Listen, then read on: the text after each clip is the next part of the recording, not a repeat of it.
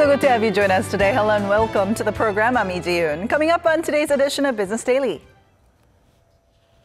President Moon Jae-in has embarked on a trip to Washington to meet with President Donald Trump, and we take a look at the Korea-U.S. free trade agreement and the trade relationship between the two countries. The government looks to improve working conditions for the country's firefighters who continue to struggle with shortage of manpower and equipment. These stories and more coming right up.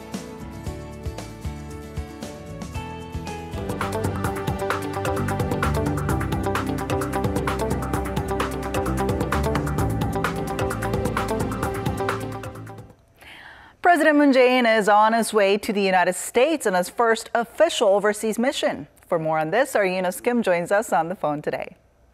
So Eunice, President Moon's U.S. trip spans just a few days, but we're hearing that he has quite a jam-packed schedule. Indeed, he does, June. He did leave just a couple hours ago, and he will be in the U.S. Capitol from Wednesday through Saturday local time and be back in Korea by Sunday. Now, over his 4-day sojourn, he'll have his first face-to-face meeting with U.S. President Donald Trump and discuss issues of mutual concern, not least of which will include how to approach North Korea, the THAAD missile shield, and the two countries' free trade agreement. Now, of his trip, President Moon Jae-in had said the focus will be on not so much the results, but on establishing a foundation of friendship and mutual trust with President Trump that he could draw on for future discussions.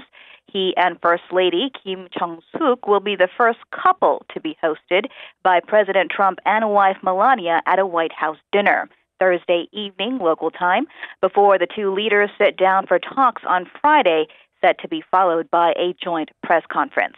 Also on his itinerary are visits to a think tank, war memorials honoring the two countries' 64-year military alliance, as well as a business roundtable. This has been Eunice Kim for Business Daily. President Moon Jae-in is in Washington for his first ever bilateral summit with U.S. President Donald Trump. And during the meeting, trade is expected to be one of the key agendas on the table, with a delegation of 52 corporate leaders accompanying the president for a business summit. For more on this, our Oh Soo-young joins us in the studio today. Hi, Soo-young. Hi, June. All right, so I think one of the biggest issues of concern is the future of Korea-U.S. FTA. Yes, there certainly have been concerns, as President Donald Trump has repeatedly said he will either renegotiate the agreement or scrap it altogether, referring to it as a horrible deal that has cost the US thousands of jobs. But its trade officials have been more cautious with their words. Trade official Robert Lighthizer recently said Washington has no intention of scrapping its FTA with Seoul at this point. Putting goods and services together, the U.S. has not seen a deficit. The U.S. economy is very much service-oriented, while that of Korea is based on manufacturing. Washington officials are aware of this, which is why it's unlikely the U.S. would take drastic measures to alter the FTA. In the 5 years since the deal came into effect, both countries have benefited greatly from the bilateral agreement, each to its comparative advantage. Korea has seen a surplus in exports of manufactured goods, tallied at roughly $27 billion last year, according to the US. But at the same time, American service exports to Korea grew 30% for a surplus of $10 billion per year. Investments have also grown in both directions, creating 47,000 jobs in the US by 2014. So experts say it's not really about the free trade agreement, or even specifically about Korea, which is only ranked 8th among US trade partners in the size of its surplus. Rather, it's about the US narrowing its trade deficit by reducing imports while creating American jobs. Among America's 10 major trading partners, Korea is one of 3 countries it has a free trade deal with. The others are Canada and Mexico as part of NAFTA. The fact that the U.S. will review such a comprehensive deal has a wider contextual meaning, where Korea isn't being singled out, and that it's a signal Washington will re-examine and possibly shift its trade policy as a whole to cut down on its deficits. Now, the U.S. has already taken some measures to restrict imports from some industries to reduce the deficit. Now, how were Korean businesses affected by such action? Well, the most significant action taken so far involves steel imports, which the US sees as a threat to domestic production and thousands of jobs across the country. Its trade restrictions mainly target cheap steel from China, but other countries are also affected, including Korea, which is the third largest exporter of steel to the US. Korean manufacturers are preparing for further blows as the Trump administration considers enforcing the Trade Expansion Act, which would allow the president to impose import restrictions on the grounds of national security. Another industry that is on alert is household electronics. Whirlpool said last month that it would file a safeguard petition to the US Trade Commission against foreign washing machine manufacturers like Samsung Electronics, which is currently the market leader, and LG Electronics, which is the third largest market share after Whirlpool. Export procedures may become more rigorous for Korean companies for the time being, and consumer sentiment may be dampened in the process, but these wouldn't weigh significantly on trade figures, as we can expect the benefits of the FTA to be emphasized at the upcoming summit, and also for the probe into the steel and washing machine industries to wrap up. What experts fear, however, is a possible domino effect.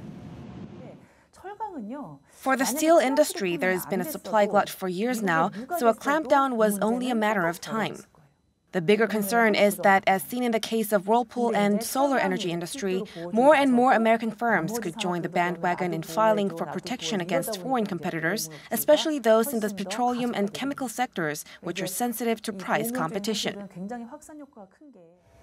Well, it definitely looks like tough times are ahead. Now, what can Korean businesses do to limit the impact of U.S. protectionist measures?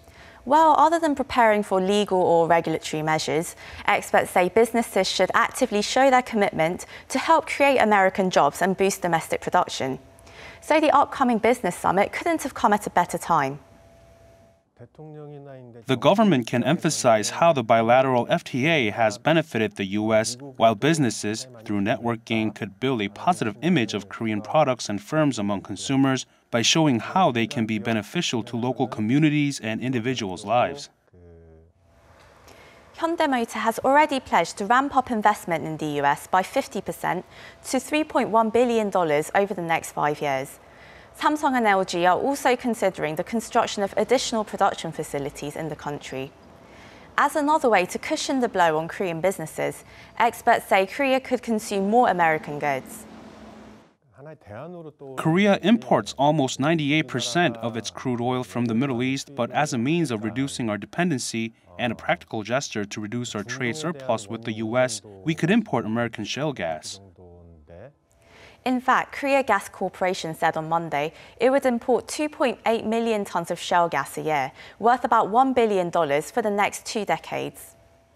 All right, then, what can we expect to see in the long run? I mean, are we about to witness a shift in the trade relationship between the two countries? Well, experts definitely see this as a chance to turn crisis into opportunity. They say certain industries must revamp their business models. The steel industry, for one, could develop more high-quality products to differentiate itself from low-cost Chinese steel.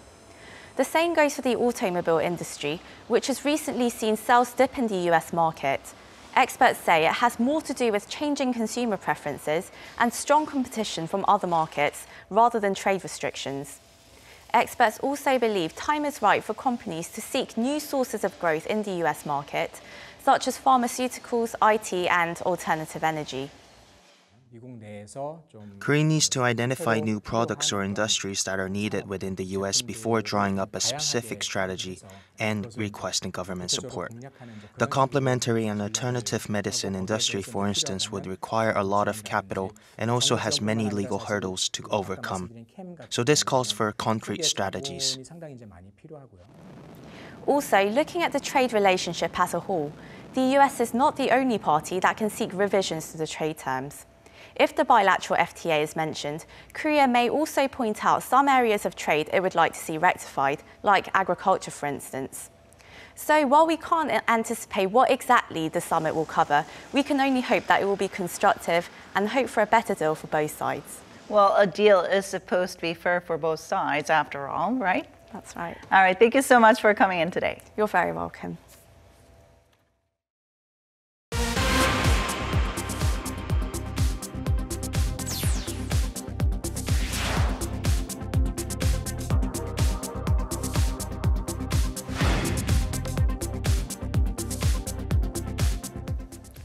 And moving on to markets. To give us a brief picture of this week's stock market action, we have our Business Daily's markets contributor, Choi Jin-seok, joining us on the phone today. Hello, Jin-seok. Thanks for having me. All right, so how are things looking in today's session? The Korean equity market seemed like it was catching its breath after touching new records recently. Right. After a 4-day winning streak, the Kospi index fell slightly by 0.39% to close at 2382.56, while the Kosdaq followed with a 1% downtick to close at 665. The Kospi had risen for 4 straight days, surpassing 2390 for the first time on record. However, both foreigners and institutions unloaded shares from the start of today's session, and retail investors were the only net buyers on the Kospi market. Experts see today's market move as profit-taking by investors after a steep rally in previous sessions. By sector, steel, communications, chemicals, and financials performed relatively strongly, while gas and utilities, technology, pharmaceuticals, and machinery were sluggish. KEPCO and other related companies, including KEPCO, KPS, and Doosan Heavy Industries, suffered losses during the session as the government said on Tuesday it would suspend the construction of 2 partially completed nuclear reactors while it gathers public opinion. Now, other than concerns over the overheated market, there are also a number of negative catalysts weighing down on investor sentiments today. Exactly. Investors had to face a number of market headwinds from overseas, actually. The U.S. market overnight closed on a sluggish note as Republican lawmakers delayed a vote on President Trump's new health care bill. As a result, biotechnology and pharmaceuticals were the 2 sectors that put in the worst performance in the U.S. market, affecting same sectors here in Korea. Over in Europe, the European Central Bank, or the ECB, signaled the central bank might reduce its asset purchase program going forward. Domestic securities firms say if the ECB tapers its quantitative easing, or QE, we may see some foreign capital outflow from the Korean market.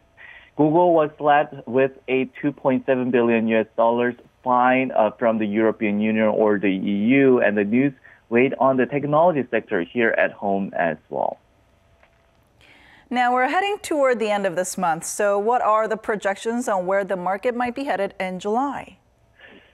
Over the past month, the Kospi has risen around 1.5%, continuing its upward trend. Most domestic securities firms say the market can climb higher in July, and KIET Securities even says the Kospi can reach 2,500 within the next month. The firm cites improving exports and upward earnings revisions among countries as the catalyst. Most other firms also project the Kospi market to go higher, with the highest projection at 2,460. However, some experts think the market could lose steam due to falling earnings expectations in Q2 as opposed to Q1. Therefore, they advise investors to be more cautious in the upcoming months. This has been Choi Jin-seok for Business Daily. Things are looking up for the Korean economy this year as a local think tank significantly upgraded its growth forecast amid rising exports and improving consumer sentiment. Our Kim Ji-yeon has this report. A state-run think tank has revised its growth forecast for the Korean economy this year from 2.5% up to 2.8%, on par with the annual growth rate recorded in 2016. Tuesday's report from the Korea Institute for Industrial Economics and Trade takes into account expectations that the government will raise its own 2017 forecast from the current 2.6%. It also reflects optimism that domestic consumption is climbing alongside investment in construction and facilities and equipment. Consumer sentiment, particularly in the private sector, is also expected to soar on expectations that the new Moon Jae-in government will pursue market-friendly policies. The report also predicts the country's exports will rise more than 11% on year, backed by a global economic recovery, which would be the first double-digit growth in 6 years.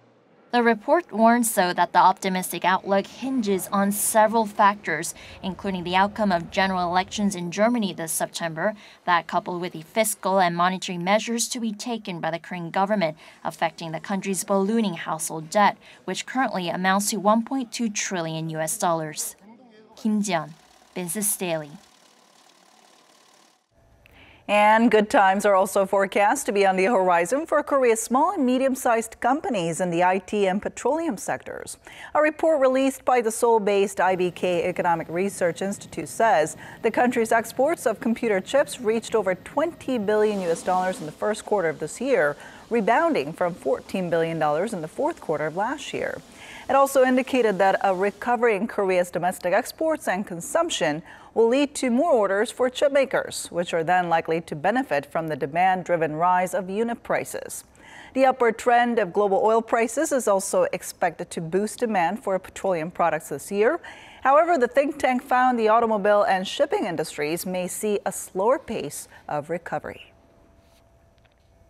Foreign fashion brands accounted for roughly half of all spending by Korean and Japanese shoppers at the Shilla iPark duty-free branch in central Seoul. This is according to the store, which also shows that cosmetics were popular with Korean and Japanese customers, taking up 19% and 22% of their total spending, respectively. The analysis also said that more Koreans and Japanese were purchasing foreign fashion items at duty-free stores as they become more conscious of pricing and customer benefits. Cosmetics took up the largest portion of spending by Chinese and Southeast Asian customers. The popularity is being attributed to rave reviews and feedback on Korean cosmetic products from throughout the Asia-Pacific region. The European Union has slapped a record $2.7 billion fine on Google for its violation of an antitrust law. Now, it's the largest financial penalty regulators have ever imposed on a single company in such a case.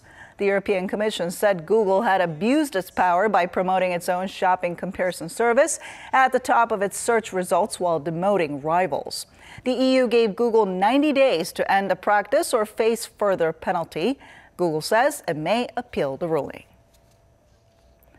The Korean government has stopped the construction of 2 partially completed nuclear reactors in light of public safety concerns. Now, this comes as President Moon Jae-in has promised to reduce the country's dependence on nuclear power while sharing more clean and renewable energy sources. Yoo Jun-hee reports. The government is suspending all construction work on 2 nuclear reactors while it gathers public opinion on whether they should be built. The Shingori No. 5 and 6 reactors had been under construction in the southeastern city of Busan and were scheduled to be completed in 2021 and 2022, respectively. The government says it would form a special committee that would deliberate for 3 months before deciding whether construction should continue. The move comes after President Moon Jae-in vowed to lead South Korea into a nuclear-free era and satisfy its energy needs through renewable sources. Speaking at an event last week to mark the closure of the country's first nuclear power plant, President Moon also warned of unimaginable consequences in case of a meltdown similar to what happened in Fukushima. In addition to scrapping construction plans for new reactors, President Moon added he will not be extending the lifespan of the country's aging nuclear plants. Some $1.4 billion have already been spent on the construction of the 2 new reactors, which are about 30% complete. In addition, an extra $2.3 billion could be paid in compensation by the government if construction is stopped permanently. South Korea currently operates 24 nuclear reactors after the permanent shutdown of its oldest nuclear plant last week. The country is the world's 5th largest producer of nuclear energy, providing around 1/3 of its total electricity needs. Yoo Jun-hee, Business Daily. Being a firefighter is a full-time commitment, and these selfless individuals deserve all the support they need. But consistency has been an issue here in Korea because not all fire stations get the required manpower and equipment. And our Oh Jung-hee takes a closer look at the challenges that they face and how the government plans to improve their welfare. When I am called to duty, God, wherever flames may rage, give me strength to save a life, whatever be its age. I want to fill my calling, to give the best in me, to guard my friend and neighbor, and protect his property. This is a poem called Firefighter's Prayer. It was written in 1958 by a firefighter in the U.S. who failed to rescue some kids trapped behind safety bars from fire. The poem asks for strong courage to stand against fire and save those in danger. To live up to that ideal, it's crucial to have enough firefighters at the scene, which means there's no bigger obstacle than a lack of manpower. The farther away the fire stations are from urban areas, the worse this problem becomes.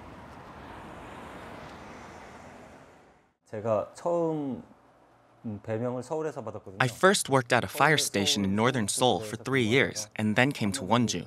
In Seoul, 10 firefighters are assigned for each shift, but here it's only 5 people. There are 330,000 residents in Wonju and only 5 people to keep them safe. When we get dispatched to the scene, 4 people can get in our standard fire trucks. And for the other specialized types of vehicle, like tank cars, ladder trucks, or chemical fire trucks, only 1 person is left to ride it. He has to drive it too. We need more people. Firefighters in Korea are classed as civil servants of regional governments, not the national government. So the differences between each province's finances leads to differences in equipment or the number of personnel.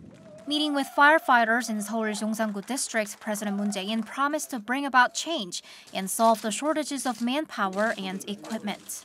And with the supplementary budget compiled last month aiming to create over 70,000 public sector jobs, he vowed that the hiring of an additional 1,500 firefighters is included in the plan.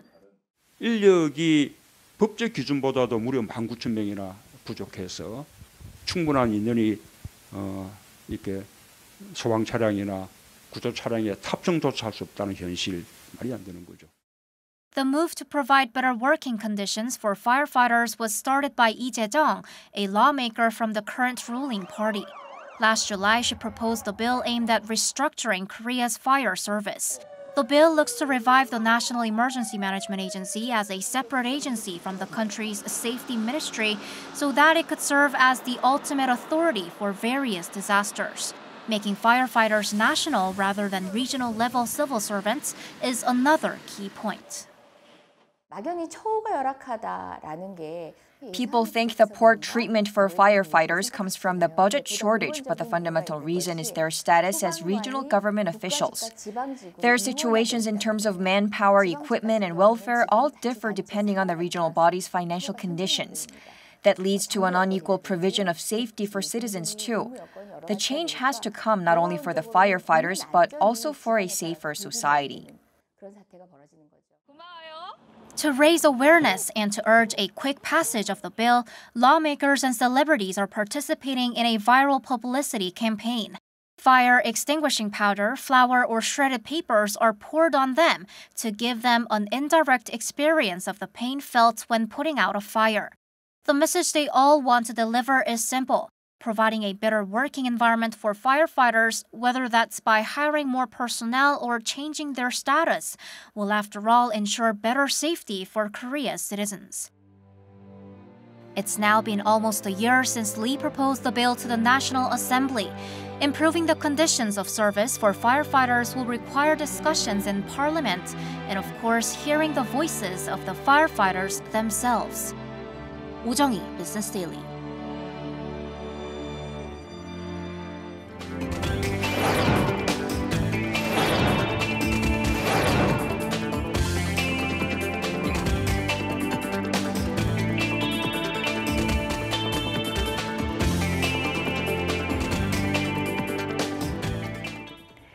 And that brings us to the end, but we'll be back tomorrow with more of the day's top business stories, so don't forget to tune in then. Thanks for watching, and see you soon.